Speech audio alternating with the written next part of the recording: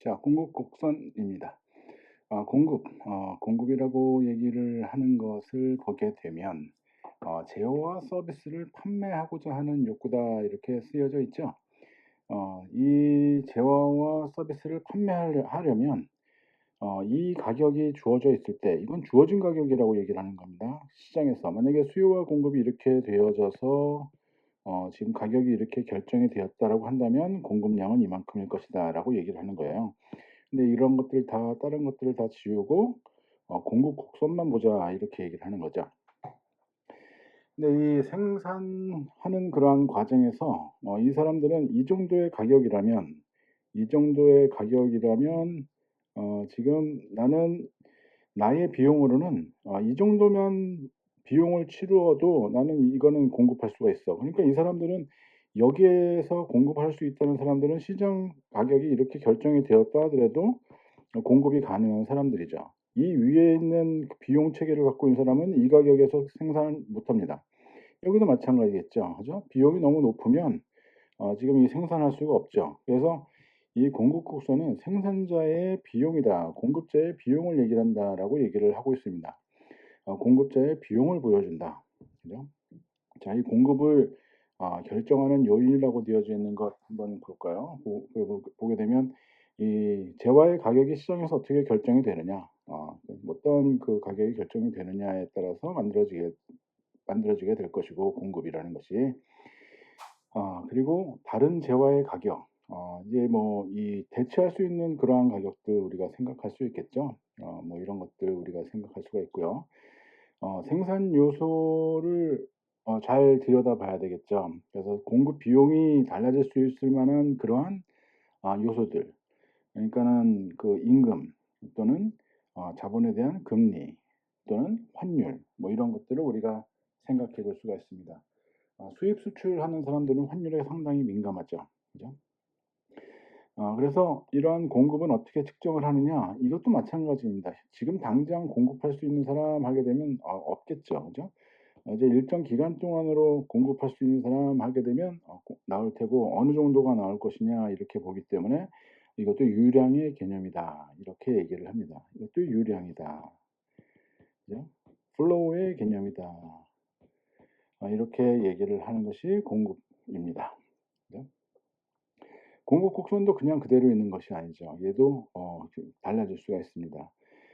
지금 만약에 가격이 지금 현재 여기에 주어져 있을 때 만약에 주어져 있다라고 할 때 이렇게 주어져 있는 거죠, 가격이.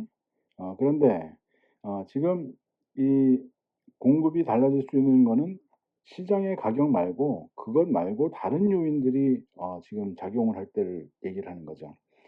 생산 비용이 달라질 수 있다라고 한다면 생산 비용이 상승한다라고 한다면 상품에 대한 공급량이 감소하는 겁니다. 이렇게. 그죠? 동일한 가격에서 생산 비용이 증가했어. 그러면 이 비용에 나는 뭐 감당할 수 있어라고 생각하는 사람들은 많이 줄어들겠죠. 그죠? 이 비용이라고 한다면 비용이 더 높아졌다라고 한다면 그렇다고 한다면 가격이 이만큼 올라와 줘야 나는 생산할 수가 있는데 가격은 그대로 있는 거죠. 그렇게 된다고 한다면 지금 여기까지밖에 생산을 못 하게 되는 거죠. 그러면 새로운 공급 곡선이 이렇게 만들어지게 되는 거죠. 공급 곡선이 이동한 걸 보여주게 되는 겁니다.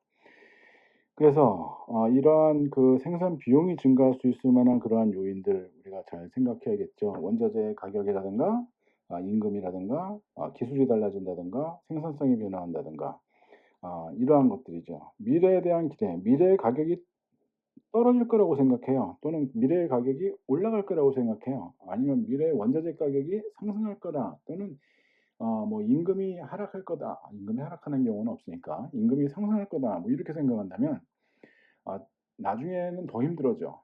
나중에는 비용이 더 올라가. 지금 당장 공급을 더 늘리는 게 낫다. 이렇게 생각할 수 있다. 그래서 이 공급이 변화한다. 그렇게 된다면 공급 곡선은 이동한다. 이렇게 얘기를 하게 되는 거죠. 가격이 변화하게 되면 지금 뭐 가격을 따라서 이렇게 움직여가는 거겠죠. 그죠? 그래서 공급 곡선 내에서의 변화가 우리가 그려지게 된다. 이런 얘기입니다. 자, 다음은 공급의 가격 탄력성을 한번 보도록 합시다. 공급도 이렇게 그 가격이 변화할 때 공급량이 달라질 수가 있습니다. 공급량이 달라질 수가 있는데 단기간에 생산이 어려운 그러한 재화들도 있어요. 가격 변화에 상당히 둔감하게 지금 그 반응하는 그러한 재화들. 그냥 뭐 일정하게 딱 주어져 있는 그러한 경우들도 우리가 생각할 수 있고요. 건물, 부동산 뭐 이런 경우들은 가격이 단기간에 지금 그 변화한다고 하더라도 공급량을 변화시키기가 상당히 어렵습니다. 거의 불가능하죠. 그것보다 더 어려운 것들은 뭐냐? 지금 가격이 이렇게 있고 여기는 공급량을 우리가 생각을 할 때 완전히 이렇게 딱 지금 수직으로 보여지고 있는 이러한 공급이 있으려고 한다면 이건 골동품 같은 경우는 그렇습니다. 골동품. 뭐 유적을 뭐 찾다가 뭐 나오게 되게 되면 공급량이 뭐 늘어날 수는 있겠지만 사실은 그렇게 된 확률은 극히 낮죠. 그죠? 그래서 가격이 아무리 달라진다고 하더라도 골동품의 그 공급량은 달라지지 않습니다. 전체 주어진 그러한 양은. 이러한 경우는 수직으로 되어 있죠. 완전 비탄력적이죠. 탄력적인 그러한 공급 같은 경우에는 단기간에 생산이 쉽게 달라질 수 있는 그러한 상품들. 가격이 조금만 변해도 나는 금방 더 생산 많이 할 수 있어. 이런 것들.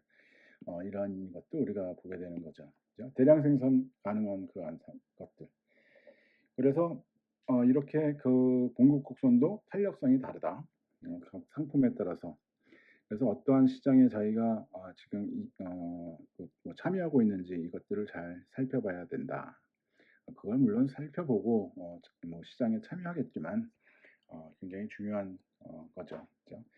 얼마만큼의 그 경쟁자들이 나올 수가 있느냐 뭐 이런 것들 생각하게 되고요.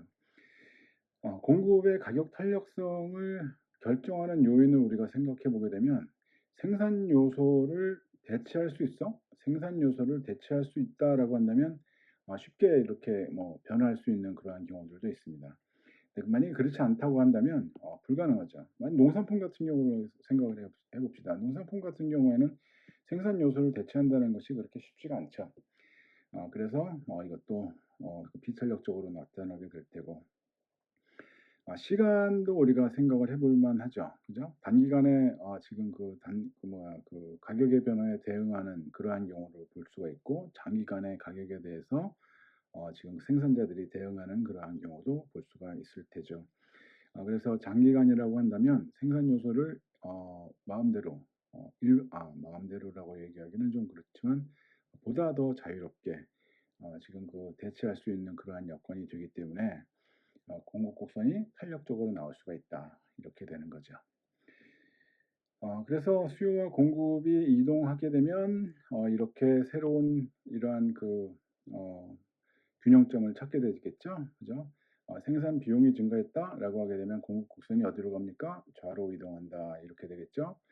위로 올라가는 걸로 우리가 생각할 수도 있을까요? 뭐 이렇게 얘기를 할 테고 그러면 최초의 균형점에서부터 새로운 균형점으로 올라가게 되는 거고 가격은 올라가고 지금 거래량은 줄어드는 그러한 경우가 나타나겠죠. 생산 비용의 증가가 있을 때 이러한 일들이 나타난다. 그래서 되도록이면 생산 비용을 안정시켰으면 좋겠다 이런 생각들을 많이 하고 있죠. 원자재 가격이 해외에서 뭐 들어오는 원자재 가격을 우리가 컨트롤한다? 사실 굉장히 어렵죠. 리스크를 해지하는 이러한 경우들은 우리가 간혹 뭐 볼 수는 있겠지만 그렇게 우리 마음대로 되기는 어렵다. 이런 것도 우리가 보게 되죠. 그래서 국내에서만이라도 지금 되도록이면 생산 비용의 변화를 많이 안 가져왔으면 좋겠다라고 생각을 해서 임금이 급격하게 상승하는 경우를 상당히 좀 경계하는 그러한 측면이 있습니다. 노동자 입장에서는 임금이 충분히 올라갔으면 좋겠다 생각하지만 생산 비용이 급격하게 올라갈 때 국내에서의 거래량이 감소하게 되면 국가 경제 전체적으로는 지금 뭐 생산이 위축될 수 있는 그러한 위험성이 있기 때문에 그래서 생산 비용을 되도록이면 억제하려는 그러한 노력들을 많이 한다. 이런 얘기죠. 그렇죠. 자, 시장의 균형은 다음 시간에 보도록 하죠. 시장의 균형에 대해서 보도록 하죠. 시장 균형과 변동. 우리는 경제학에서 균형이라고 얘기한다면 더 이상 변하지 않는 그러한 상태를 균형이라고 얘기한다. 더 이상 변하지 않는 상태. 그래서 여기에서는 수요와 공급이 일치하는 경우에 더 이상 변할 이유가 없다. 다른 조건들이 다 일정하다면, 다른 조건들이 전부 다 일정한 그러한 상태를 유지하고 있다면, 어, 동일한 가격에서 수요와 공급이 이루어지는, 지금 뭐 이런 경우죠. 수요와 공급이 일치하는 그러한 경우. 초과 수요나 초과 공급이 없는 그러한 상태를 말한다. 이것을 시장 균형이라고 얘기합니다. 그래서 우리 시장 균형이라고 얘기한다면 뭐 이렇게 그래프를 그리는 것들은 많이 보지 않았을까 이런 생각을 합니다. 그래서 균형 가격이 이렇게 정해져 있을 때 지금 균형은 여기이다. 만약에 수요와 공급이 이렇게 되어져 있는데 가격이 이렇게 높은 그러한 상태를 유지할 수 있을까? 이렇게 가격이 제시가 되어져 있다면 공급을 하겠다는 사람들은 많고 수요를 하는 사람들은 적고 이만큼이 초과 공급이 되는 거죠. 그죠? 이런 것들은 우리가 한번 뒷장에서 보게 되겠죠. 균형 가격과 변동 여기에서 우리는 수요가 변동하는 요인을 우리는 앞에서 보았습니다. 소득이 변한다든가 사람들의 기호가 달라진다든가 소비자의 수가 달라진다든가 미래에 대한 기대가 변화한다든가 이러한 경우가 있다고 한다면 수요가 가만히 있지 않고 변동하겠죠. 그러면 균형 가격이 깨지는 겁니다. 달라지겠죠. 그죠? 공급도 마찬가지죠. 공급도 그냥 그대로 있지 않고 만약에 공급자의 비용이 달라지는 그러한 경우, 뭐 임금이 달라진다든가 원자재 가격이 달라진다든가 뭐 여러 가지 생산 요소 가격이 변화하는 그러한 일들이 나타난다고 한다면 공급이 그대로 있지 않죠. 요즘에는 공급을 보다 더 효율적으로 하기 위해서 지금 뭐 자동화하는 그러한 경우들을 많이 보죠. 그래서 인간을 지금 기계로 대체하는 그러한 일들을 많이 보게 됩니다. 왜? 노동 비용이 더 비싸졌거든요.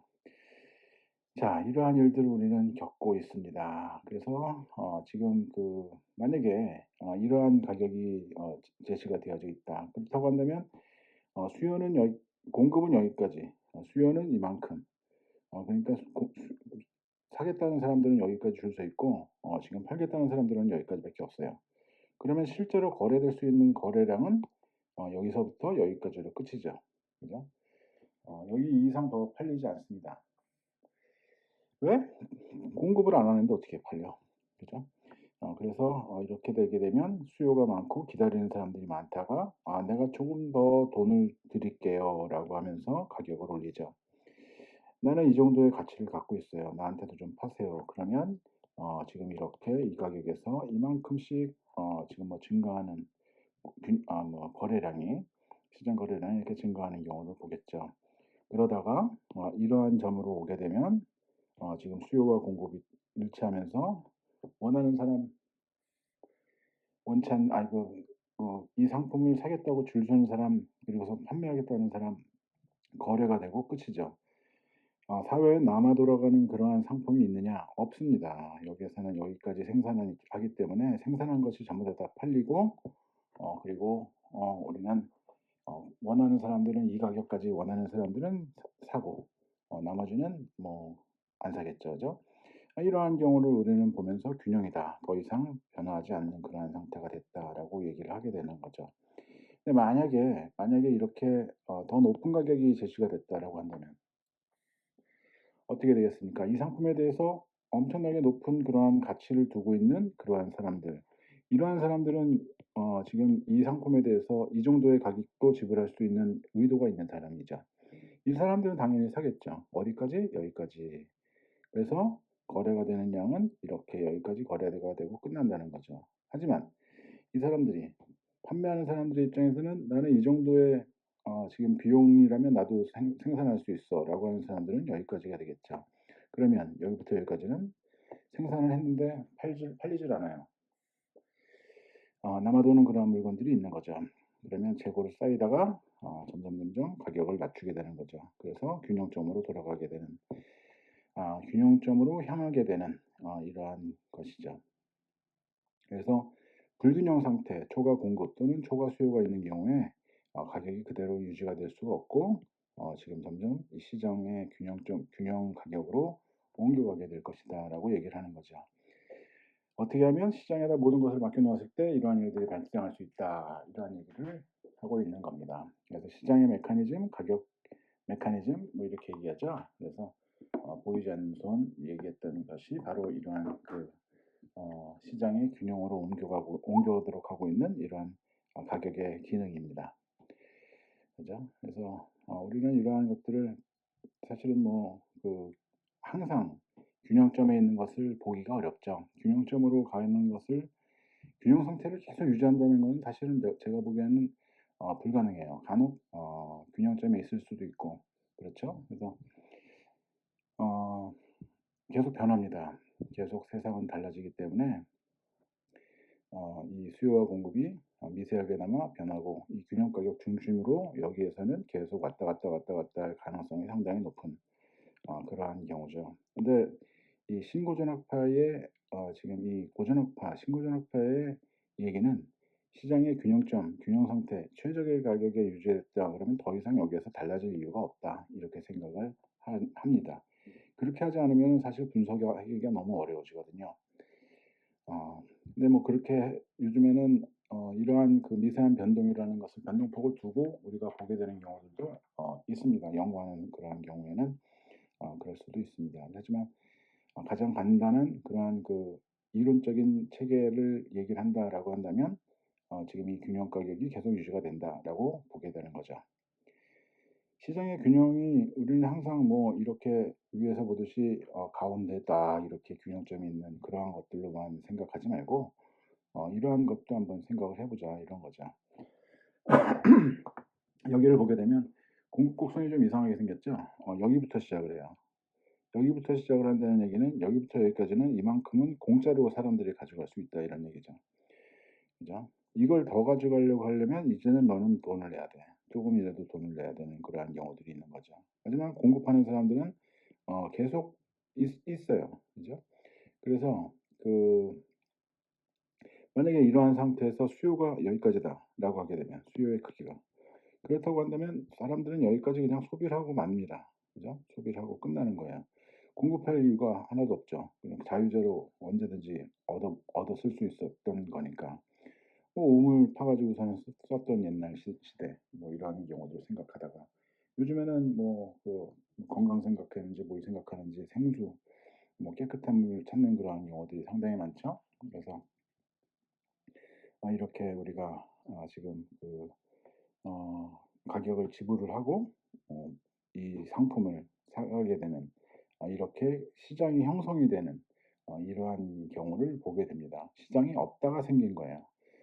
이 경우는 자유재가 있다가 사람들의 수요가 늘어나면서 생기는 그러한 경우고 지금 또 다른 경우는 이러한 경우들도 볼 수 있습니다.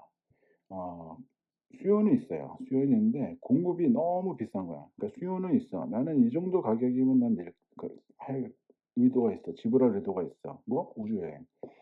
우주여행 가는데 뭐 한 500만 원이다. 그러면 나 갈래.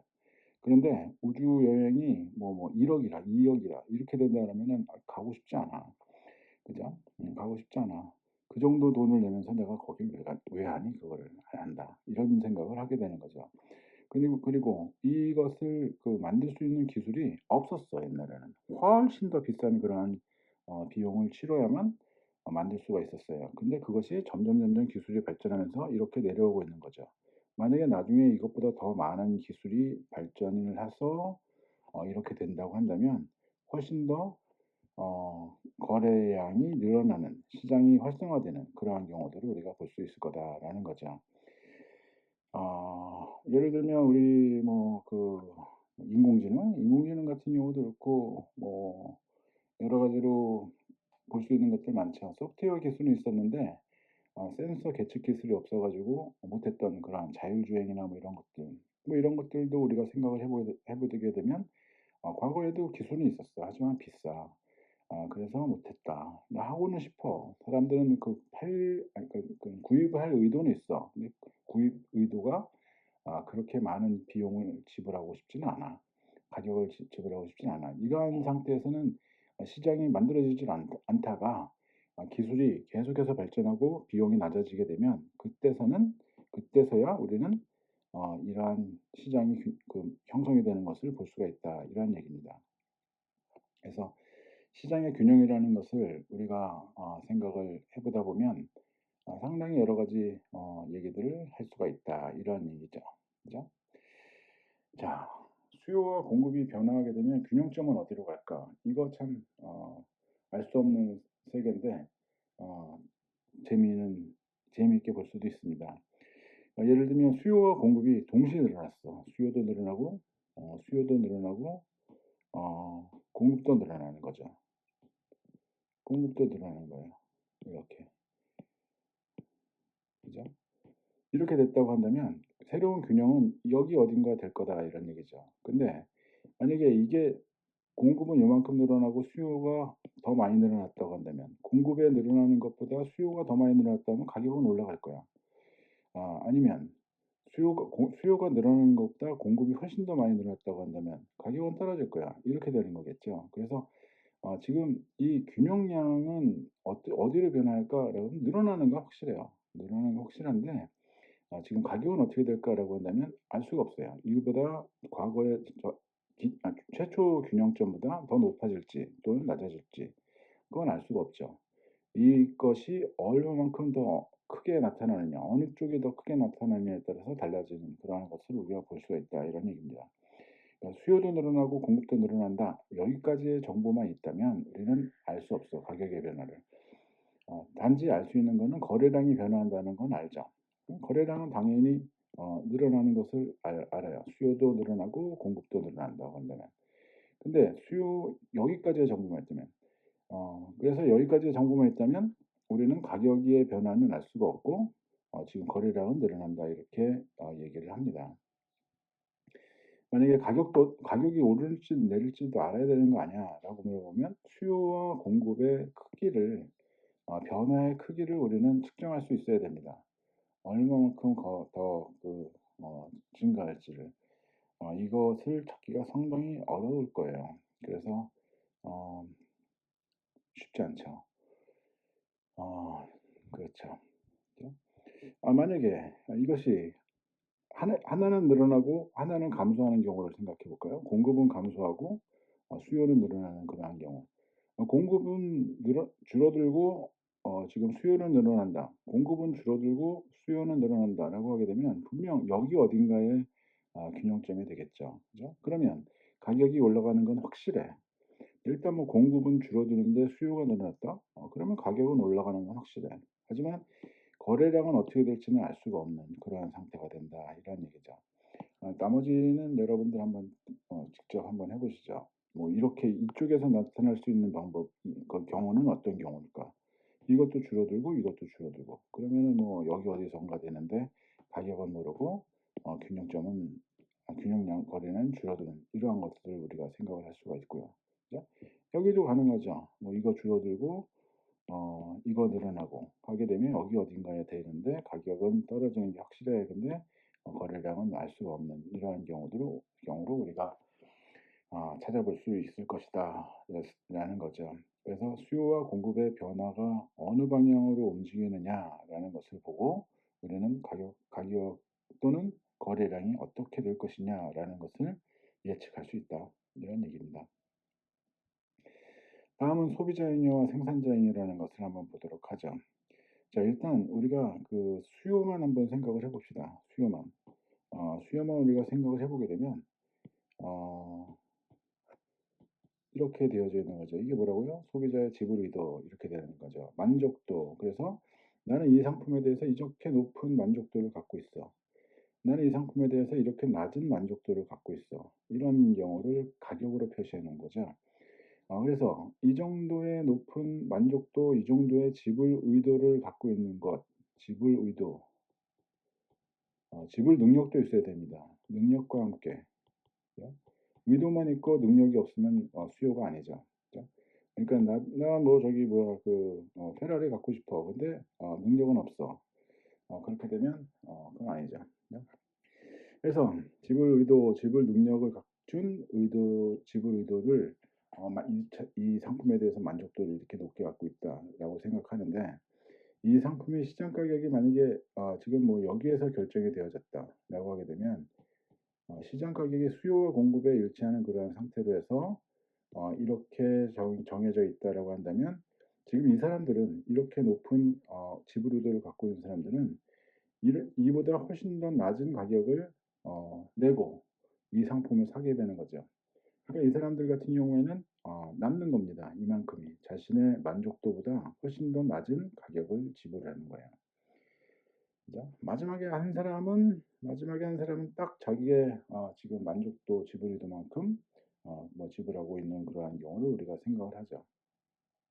사실 대부분의 상품이 이렇습니다. 대부분의 상품이. 그래서 이것을 소비자 잉여라고 얘기를 합니다. 소비자 잉여. 그래서 이 부분을 우리는 소비자 잉여다. 여기 이렇게 해놨죠. 소비자 잉여 이렇게 얘기를 하는 거죠. 공급자 측면에서도 한번 보도록 하죠. 공급자 측면에서는 우리가 이렇게 생각을 합니다. 이렇게 공급을 얘기를 하는데 공급이 뭐라고요? 공급자의 비용. 가격이 이렇게 결정되어져 있어 시장에서. 그러면 시장에서는 이 가격을 받는 거예요. 어떤 사람은 비용이 굉장히 낮게 이 상품을 생산할 수가 있어. 근데 이만큼의 높은 가격을 받는 거죠. 시장에서. 남죠. 비용보다 더 높은 그러한 지금 그 가격을 받게 되는 거죠. 그러니까 뭐 사람들이 뭐 생산하죠. 그래서 이만큼 남는 겁니다. 여기까지도 계속. 그죠? 그래서 이것을 우리는 생산자 잉여다 이렇게 얘기를 합니다. 그러니까 여기에서 하고자 하는 얘기는 사실은 뭐 이렇게 우리는 그 수요와 공급에 대해서 이해를 했어. 그리고 이러한 그 상품에 대해서 생각을 할 때 시장이라는 그러한 그 메커니즘에 시장 경제에다가 맡겨 놓았을 때 균형 가격이라는 것이 결정이 될 거야. 너희들끼리 알아서 시장에서 물건을 만들어서 서로 판매하고 행복하게 살아라라고 하게 되면 정말 행복해질까?라고 물어보니까 진짜로 그렇습니다. 이렇게 소비자 잉여와 생산자 잉여가 이렇게 크게 나타납니다. 이것이 시장 경제에서 이럴 경우에만 가장 크게 나타난다. 완전 경쟁 시장인 경우에만 가장 크게 나타난다. 이게 사실은 완전 경쟁 시장을 얘기를 하는 거거든요.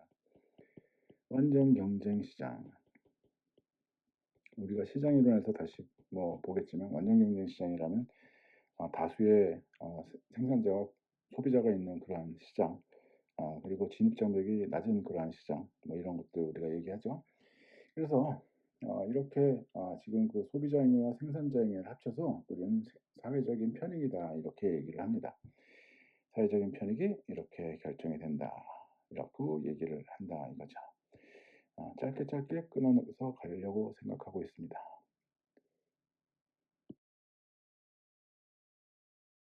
정부의 시장 개입. 정부가 그냥 가만히 있지 않고 시장에 개입하는 경우들이 있습니다. 물가가 너무 오르게 되면 곤란해지고 너무 낮아가지고 생산자들이 힘들어져도 곤란해지고 하니까 가격 상한제 또는 가격 하한제를 만들어 놓는 경우들이 있습니다. 가격 상한제는 소비자들을 보호하려고 이 가격보다 더 높으면 안 돼 라고 해서 상한 가격을 만들어 놓는 겁니다. 그 가격 이상으로는 판매할 수가 없어요. 가격 하한제는 생산자들을 보호하려고 이 가격보다 더 낮은 가격으로 거래가 돼서는 안 돼라고 하고 만들어 놓는 그러한 거죠. 그래서 시장 가격보다 높은 그러한 가격을 만들어 놓는 겁니다. 시장 가격으로 해놓게 되면 시장 가격에서 판매가 된다고 한다면 생산자들이 살기가 너무 어려워지고 하니까 이러한 일들을 하게 되는데 실제 이러한 가격 상한제나 하한제가 효과가 어느 정도나 될까? 경제학자들이 볼 때는 상당히 비관적으로 보게 됩니다. 왜 그러냐면 여기에서 얘기하는 것은 시장의 메커니즘이 시장 기능이 가장 우수하다라고 얘기를 하는 그러한 것이니까 이렇게 이해를 해주시기 바랍니다. 정책 의도는 알죠. 다 좋죠. 지금 이러한 경우를 한번 보도록 합시다. 이러한 경우를 보면 시장 가격, 균형 가격이라고 얘기했는데 이게 엄청나게 높다라는 거예요. 수십억이다 이렇게 생각을 해보게 되면 되겠죠. 이렇게 높은 가격이 있는데 그럼에도 불구하고 이보다 더 높은 지불 의도를 갖고 있는 사람들이 분명 존재한다는 거죠, 이런 사람들이. 자, 만약에 시장 가격이 이렇게 되어져 있는 것이 너무나 높다라고 생각해서 가격을 우리는 좀 더 낮출래. 보다 더 많은 사람들이 지금 뭐 이러한 가격에서 모든 사람들이 원하는 만큼 다 거래할 수 있도록 만들어 주고 싶어라고는 하지만, 생각은 그렇게 하고 좋은 의도로 시작을 했지만 실질적으로는 어떤 일들이 벌어지느냐 하면, 이 가격에서는 지금 공급을 하겠다는 사람들이 여기까지밖에 없습니다. 그죠? 그러니까 시장에서 거래가 될 수 있는 거래량은 여기까지밖에 안 나오는 거예요. 그죠? 자, 이렇게 되기 때문에 지금 이러한 경우에는 이보다 이러한 가격에서 지금 더 높은 이 지불 의도를 갖고 있는 사람들이 분명 존재하죠. 존재합니다. 그래서 지금 그 시장 가격보다 훨씬 더 높은 그러한 지금 그 지불 의도를 갖고 있는 사람들도 있었고, 지금 이 가격에서 지불한다고 한다면 이러한 사람들이 분명 줄 서서 기다릴 거라는 거죠. 줄 서서 기다리다가 지금 이러한 사람들은 와서 있다가 지금 이 정도 가격에까지 나는 지불 의도가 있어라고 해서 줄 섰지만 이 사람들은 물건을 구입하지 못하고 집에 가게 되는 이러한 경우들을 우리가 보게 되는 거죠. 자, 그러면 그냥 그 정도로 문제가 끝나느냐? 그게 아니라 이런 얘기입니다. 그게 아니다. 이게 아니라 이렇게 높은 지불 의도를 갖고 있는 사람들이 이러한 상품을 빨리 더 가져가기 위해서 뭔가 움직인다라는 거죠. 암시장이 만들어집니다. 암시장이. 암시장. 뭐 이런 일들이 생기죠. 자, 이걸 뭐 사실 사례를 찾아본 적이 있느냐? 미국에서는 있습니다. 미국에서는 분명 그러한 경우들이 있었어요. 뉴욕의 맨하탄 그쪽에는 아파트 지금 그 거주비가 엄청나게 비쌉니다. 지금도 비싸죠. 그래서 뉴욕 시장이 이제 아파트 지금 뭐 렌트비를 우리는 규제하겠어. 그래서 렌트 컨트롤이라는 액트, 렌트 컨트롤을 실행을 했습니다. 그래서 이 시장 가격을 이렇게 딱 제한해 놓은 거예요. 그랬더니 어떠한 현상들이 나타나느냐 하면, 이렇게 높은 지불 의도를 갖고 있는 사람들이 분명히 있죠. 맨하탄에 있으면서 사람들은 뭘 하느냐, 얼마나 많은 수익을 벌어들이길래 이렇게 그 출퇴근 시간을 짧게 가지면서 직장 옆에 살려고 하느냐. 수십억 달러를 벌어들인다라고 한다면 그 사람들은 충분히 이러한 그 가격을 지불할 의도가 있는 거죠. 그러니까 이것을 알고 있는 이 공급자들은 나 여기까지밖에 공급 안 할래 라고 얘기를 해버리게 되는 거죠. 뭐 아파트로 안 하고 이거 그냥 사무실로 돌려도 돼. 뭐 여러 가지 방법을 만들겠죠. 상가로 만든다든가 여러 가지로 만들어서 지금 옮겨가는 사람들이 있어서 지금 공급량은 줄어들고, 공급량은 원래 공급량보다 훨씬 더 줄어드는 그러한 상황이 됐고, 이제 더 작아진 거예요. 더 작아지니까 이 렌트 계약을 하러 가게 되면, 너 렌트비는 한 달에 얼마야? 렌트비는 뭐 법으로 정해져 있으니까 우리는 법대로 할게. 오케이. 그런데 너 지금 여기에 만약에 우리들한테 요구하는 거 있으면 전부 다 비용을 지불해야 돼. 그러니까 아파트 처음에 들어갈 때 "나 카페트 좀 바꿔줘."라고 하게 되면 카페트 비용 따로, 커튼 달아줘.'는 커튼 비용 따로, 문고리 바꿔줘.'는 문고리 따로, 뭐 이런 식으로 해서 다른 기타 비용을 받아버리는 겁니다. 기타 비용을 받아버리는 거예요. 관리비를 더 높인다는 거예요. 그래서 실질적으로는 보다 더 높은 그러한 가격을 지불하게끔 만들어지게 되었다라는 얘기죠. 그래서 렌트 컨트롤 없앴습니다. 하지 말자. 그냥 놔두자. 그래서 렌트 컨트롤 하지 말고 그냥 두자. 이렇게 얘기를 하게 됐던 거죠. 그러니까 균형 가격보다 오히려 더 높은 그러한 가격에서 사람들이 이러한 가격을 지불하는 사람들이 생겨버렸다라는 얘기죠. 의도는 여기까지만 지불하고 지금 보다 더 많은 사람들이 소비할 수 있도록 했으면 좋겠다라고 했지만, 실제로 거래되는 양은 여기까지밖에 안 되고, 그러니까 원래 했다고 한다면 사람들은 지금 뭐 소비자 잉여, 생산자 잉여가 이렇게 있을 수 있었다라고 한다면 지금 여기에서는 이러한 사람들의 높은 가격을 다 받아버린 거예요. 그러니까 소비자 잉여는 없어져 버리고 생산자 잉여만 이렇게 남게 되는 거였죠. 그죠? 이런 문제들을 우리가 보게 되었었다. 그래서 우리가 이렇게 시장에 함부로 개입해서는 안 된다라고 얘기하는 것이죠. 함부로 개입해서는 안 된다. 가격 상한제 얘기 뭐 다른 것들도 사실은 뭐 없지 않아 있습니다. 그러니까 뭐 유치원 같은 경우 영어 유치원이나 뭐 이런 경우 옛날에 한동안 굉장히 유행하던 그러한 시기가 있었죠. 근데 영어 유치원이나 아니면 무슨 영어 학원이라든가 뭐 이런 데서 많이 쓰던 마케팅 방법이 거기 나 뭐 등록하고 싶은데요. 그러면 웨이팅 리스트에 올려 드릴까요? 이렇게 얘기하는 겁니다. 웨이팅 리스트가 있어요, 진짜로. 뭐 진짜로 있는 경우도 있고 진짜로 그렇지 않은데 웨이팅 리스트에 올려라라고 하면서 기다리게 만드는 거죠. 일종의 마케팅입니다. 그래서 그러한 경우를 보다 보면 사람들이 '아 야 이거 더 빨리 보내야 되는데.'라고 해서 "혹시 뭐 필요한 거 있으십니까? 뭐 에어컨이라도 새로 바꿔 드릴까요?" 뭐 이런 식의 얘기를 하게끔 만들어 주는 겁니다. 그래서 지금 실제 그냥 뭐 가격에 시장 가격에 다 맡겨 놓았으면 오히려 더 낮은 가격이었을 텐데 이런 생각을 하게 되는 겁니다. 이 가격 상한제 '이보다 더 높은 가격을 받으면 안 돼?'라고 생각을 했지만 여기는 불법 이렇게 가격은 여기는 불법 이렇게 얘기했는데 지금 이거는 현실적으로 지금 해결이 되지 않았었다. 이런 얘기죠. 가격 하한제도 사실은 문제는 문제입니다. 어떠한 경우냐. 우리는 가격 하한제의 가장 대표적인 게 최저임금제하고 곡물 가격 안정 뭐 이런 것들을 위해서 곡물 가격을 정부 수매제도 하게 되는 거죠. 근데 이제 이 가격 하한으로 만들어 놔서 이것보다 더 낮은 가격은 불법, 여기는 불법이에요. 여기는 불법. 이렇게 되는 거죠. 근데 이렇게 되다 보니까 어떤 식이냐면 이 가격에 사겠다는 사람들은 여기까지밖에 없는 거죠. 어? 가격에 사겠다는 사람들은 여기까지밖에 없는 거예요. 그러니까 시장에서 거래되는 건 여기로 끝이죠. 근데 생산하는 사람들은 이보다 훨씬 더 많은 양을 생산을 해요. 이렇게. 여기까지 생산을 합니다. 그러면 초과 공급이죠. 초과 공급을 누군가가 메꿔 줘야만 이만큼을 누군가가 지불을 해 줘야만 이 가격이 유지가 되고 이 시장이 유지가 돼요. 그렇지 않으면 가격이 떨어질 수밖에 없습니다.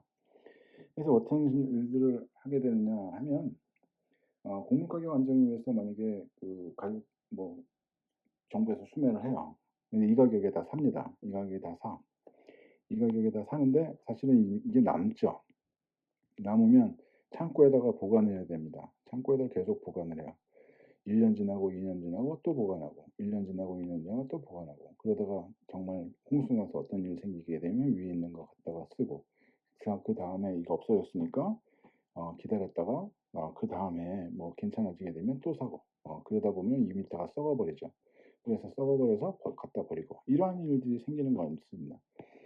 창고 보관 기술이 과거에는 안 좋았거든요. 요즘에는 좋겠죠. 그죠? 근데 이러한 일들을 우리가 보다가 하는 얘기가 이거만큼을 누군가가 사야 돼. 정부에서 정부 지원으로 해야 되는 거야. 재정이 악화되는 거죠. 재정 악화. 재정 악화되게 되면 "정부 너희들 능력 없다." 이런 얘기들을 하고서 정권 교체 얘기 나오게 되는 겁니다. 그러니까 재정 악화 안 시키려고 굉장히 노력은 하겠지만 사실은 이건 피할 수가 없어요. 이러한 일들이 생기게 되는 거죠.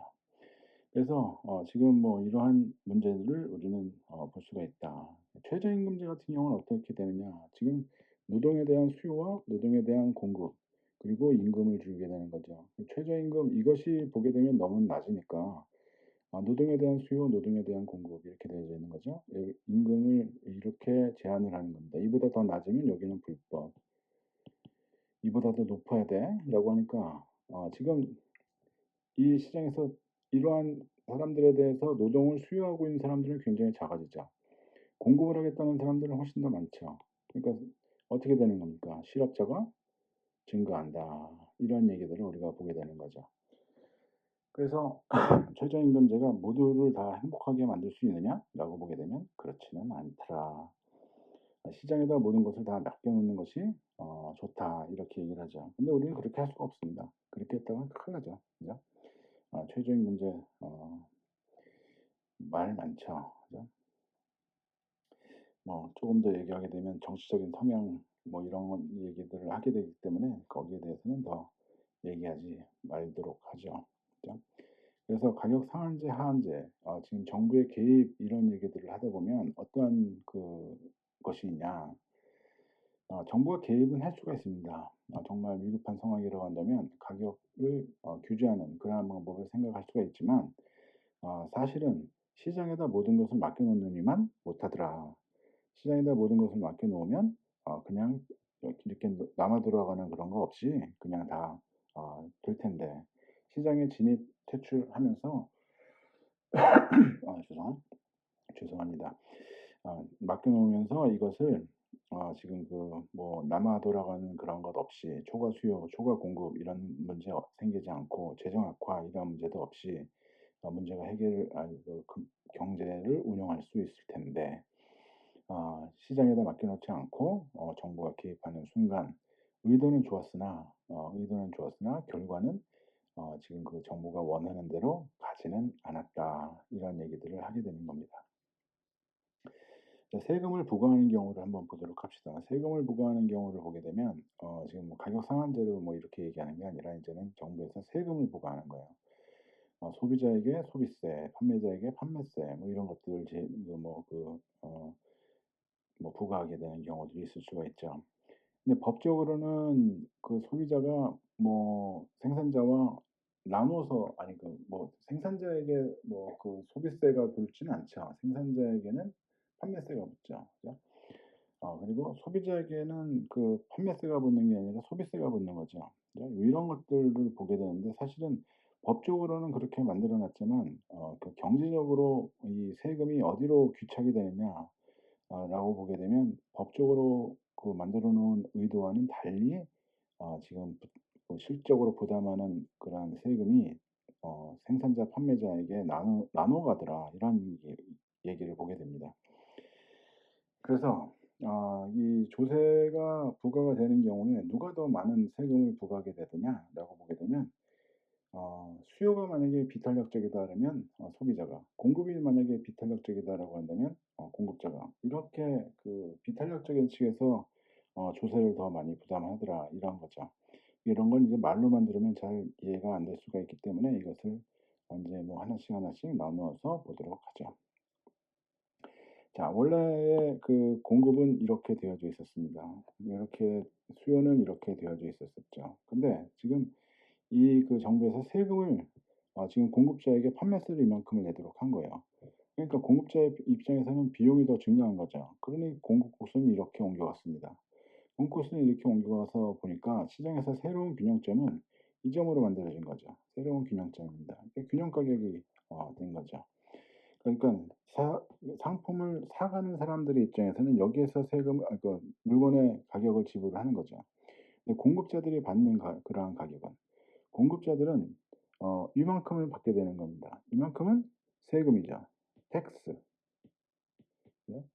네, 이렇게 해서 구분해서 보니까 어떤 식이 됐냐면 소비자들이 지불하는 가격은 여기, 공급자들이 받아가는 가격은 여기, 나머지는 세금으로 정부가 가져가는 거야. 그러니까 원래 균형 가격하고 비교를 해보자. 원래 균형 가격보다 더 높은 가격을 지불하게 돼 소비자는. 그리고 원래 균형 가격보다 더 낮은 가격을 지금 받게 되는 거죠. 생산자들은. 그래서 생산자들은 이만큼의 부담을 하게 되는 거고 소비자들은 이만큼의 세금 부담이 생기는 겁니다. 그러니까 판매세라고 해가지고 공급자들에게 부과를 했더니 실질적으로 보니까 소비자와 생산자가 나누어서 내더라 이런 얘기죠. 자, 그래서 지금 법적인 규칙은 공급자에게 있었으나 경제적인 규칙은 소비자와 공급자가 나누어서 내는 그러한 경우들을 보더라 이런 얘기입니다. 그래서 법적, 경제적 규칙, 세금이 부과됐을 경우에 이러한 일들을 우리는 생각을 할 수가 있다. 이런 얘기죠. 그죠? 자, 결과적으로는 그렇다. 자, 이제 비탄력적인 그러한 경우를 한번 생각을 해 봅시다. 지금 판매자에게 지금 판매세를 부과했어요. 그래서 똑같은 그러한 결과를 우리는 얘기하고 있는 겁니다. 이만큼이 텍스예요. 자, 이만큼이 텍스를 해서 이렇게 지금 공급 구순이 이동한 걸로 우리는 얘기를 하고 있죠. 이렇게 얘기를 하고 있는데 세금을 부과가 되고 세금이 부과가 되고 난 다음에 소비자가 지불하는 가격은 여기. 그죠? 이러한 균형점에서 이러한 가격을 지불해야 돼요. 근데 생산자가 가져가는 그러한 가격은 여기. 이렇게 되는 거죠. 나머지는 누가? 정부가 가져가요. 그러면 소비자는 세금이 부과가 되기 전에보다 훨씬 더 많은 그러한 가격을 지불해야 되는데 이만큼을 누가 지불한다고 우리는 얘기를 하게 되는 겁니까? 소비자가 지불하는 거죠. 이만큼은 생산자가 지불하는 거죠. 그죠? 소비자가 더 많은 지불을 하게 되더라. 이러한 얘기를 하게 되는 겁니다. 그래서 비탄력적인 그러한 수요를 갖고 있는 그러한 상황에서 만약에 판매세가 부과가 돼서 이 생산자에게 부과하도록 만들고 싶었지만 결과적으로는 누가 더 많은 부담을 하느냐? 소비자가 더 많은 부담을 하더라. 이런 얘기입니다. 그러니까 정부의 의도하고는 다르게 움직이고 있는 거죠. 그죠? 이걸 모르고 지금 만약에 세금을 부과하게 만든다고 한다면 잘못된 거죠. 그죠? 잘못된 겁니다. 그러니까 뭐 가장 간단하게 우리가 생각할 수 있는 게 쓰레기 종량제 봉투, 쓰레기 봉투, 폐기물 처리, 폐기물 처리 같은 경우가 사실은 모든 상품에 다 붙어 있습니다. 상품 A에 상품 B에 어떠한 식에 되어져 있냐면 폐기물 처리를 위해서 이미 세금을 지금 공급자들에게 다 지금 받아버린 거예요. 그러니까 너 이거 만들면서 폐기물 나오니까 거기에서 나오는 처리 비용을 미리 세금으로 내. 이렇게 해서 그 세금을 내고 있습니다. 실제로 이러한 세금이 부과가 돼서 공급이 이렇게 형성이 되고 나면 세금은 만약에 이것이 비탄력적인 경우에는 소비자가 이것을 다 부담하게 되는 그러한 경우들을 우리가 보더라. 이런 얘기입니다. 그래서 너희들의 의도와는 달리 소비자가 부담을 하게 됐어. 이렇게 얘기하면서 소비자들이 그만 좀 올려라. 이런 얘기들을 하게 되는 거죠. 세금을 그만 좀 걷어라. 자, 소비세를 부과하는 경우도 마찬가지입니다. 소비세를 부과하는 경우 우리가 어떤 일을 보게 되냐면 지금 원래 시장은 이렇게 되어져 있었어요. 시장은. 근데 너네들이 이 상품을 살 때 지금 소비하는 할 때마다 그 상품에서 이 세금으로 소비세를 내. 얼만큼? 이만큼. 이렇게 얘기를 하는 거죠. 그러니까 세금이 부과가 되고 나면 뭐 이 상품에 대해서 사람들이 갖는 만족도가 달라지니까 안 달라져요. 똑같아요. 근데 똑같지만 실제로 이만큼을 나는 지불할 의도가 있었어. 이 상품에 대해서. 그런데 상품에 대해서 말고 세금을 이만큼을 하게 되는 거야. 그러면 실제로 내가 이 상품에 대해서만 지불하고 있는 그러한 내용은 여기까지야. 그렇게 되는 거죠. 그러니까 지금 원래 균형 가격보다 더 높은 가격을 소비자는 지불을 해야만 해요. 그죠? 지불해야만 해요. 여기에서 균형이지만 가격은 여기죠. 그죠? 가격은 여기죠. 그러니까 너는 여기까지 여기에서 균형을 갖고 있지만 네가 이걸 살 때마다 이만큼의 세금을 내야 돼. 라고 얘기를 하는 겁니다. 그래서 소비자가 이만큼의 세금을 내는 것 같죠. 하나 공급자가 가져가는 그러한 금액은 여기까지입니다. 그래서 공급자는 이만큼의 세금 부담을 하고 있고 소비자는 이만큼의 세금 부담을 하고 있다. 그래서 소비세가 부과가 되는데 공급자들이 세금을 같이 내는 거예요. 공급자들도 세금을 같이 낸다. 그래서 지금 이 법적으로는 소비자에게 귀착이 되도록 했으면 좋겠다라고 생각을 했지만 결과적으로 경제적으로는 지금 이 생산자가 이 상품에 대해서 세금을 같이 부과하는 그러한 경우를 본다 이거죠. 그죠? 이렇게 됐다 이런 얘기입니다. 자, 이제는 이 탄력성이 다른 경우를 한번 생각해 봅시다. 소비세가 부과가 됐는데 이 공급의 탄력성이 굉장히 비탄력적이에요. 그러니까 어떤 상품인지 이 상품 이외에 다른 상품으로 생산 기술을 바꾸어서 다른 상품을 만들기가 상당히 어렵다. 이런 상태가 되는 거죠. 그러니까 소비세가 붙어서 기존에 있던 균형점에서 새로운 균형점으로 옮겨왔어요. 여기에서 이만큼의 소비세를 내 이렇게 얘기를 하는 거죠. 그죠? 그러니까 여기서부터 여기까지는 소비자가 부담을 하는 거고 여기부터 여기까지는 생산자가 부담을 하는 거예요.